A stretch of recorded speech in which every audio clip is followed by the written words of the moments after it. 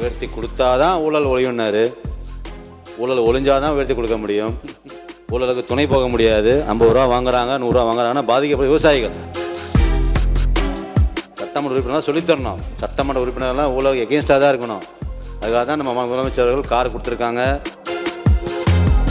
இது இப்போ தான் ரீசெண்டாக பண்ணாங்க. இதுக்கு முன்னாடி காலங்களெல்லாம் இல்லை. அது கூட எப்படின்னா அந்த டிபிசி சென்டர் இருக்கிறவங்க வாங்கலை, அவங்க வாங்கி அது ஒரு அங்கே இருக்கிற அரசியல் கட்சிகள் இருக்கிற ஒரு ஒன்றிய செயலாளர் அவங்களுக்கு கொடுக்குறதா தான் நிறையா கேள்விப்படுறோம். உணவுத்துறை அமைச்சர் அவர்களுக்கு ஒரு அன்பான கோரிக்கை. இன்றைக்கி இப்போ நெல் கொள்முதல் நிலையங்களில் 3 பேர் வேலை பார்க்குறாங்க. ஒரு பட்டியல் எடுத்தார், உதவுபார், காவலர். அவர்களுக்கு அரசு ஒரு மூட்டைக்கு 10 ரூபா தான் நம்ம கொடுக்குறோம். அங்கே வேலை செய்கிறவங்களுக்கு சணல் வாங்கி கொடுக்கறதுல அதிகாரிங்க அந்த ஒரு நாளைக்கு 500 மூட்டையில 900 மூட்டை வரைக்கும் அங்கே நெல் கொள்முதல் நிலையங்களில் நெல்லை பிடிக்கிறாங்க. அதை தூக்கி அடுக்குவதற்கு ஆட்கள் பற்றாக்குறை. அவங்களுக்கு சம்பளம் கொடுக்கும்போது இந்த 10 ரூபாயை அரசாங்கம் இன்னும் ஒரு 20-30 ரூபா சேர்த்து அவங்களுக்கு நம்ம வழங்கினோம்னா இந்த ஊழலை கண்டிப்பாக நம்ம தடுக்கலாம். இதை அவசியம் செய்து கொடுக்க வேண்டும் என மாண்புமிகு அமைச்சர் அவர்களை தாழ்மையோடு கேட்டுக்கொள்கிறேன்.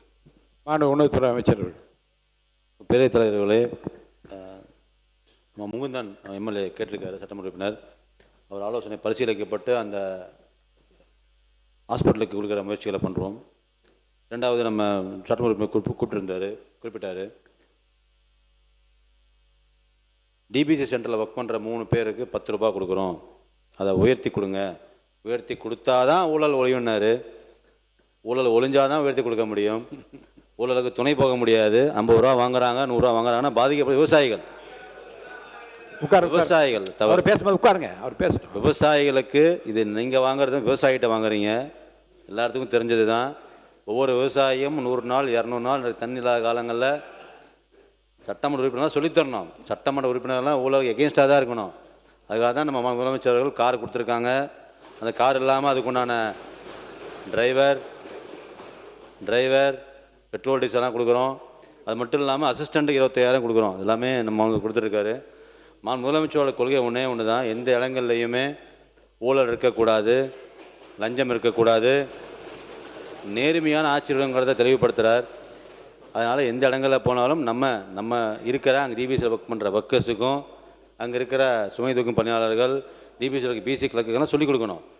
இது இப்போ தான் ரீசெண்டாக பண்ணாங்க. இதுக்கு முன்னாடி காலங்களெல்லாம் இல்லை. கடந்த ஒரு சில ஆண்டுகளாக மட்டும்தான் இந்த 50, 40, 50 வாங்குறாங்க.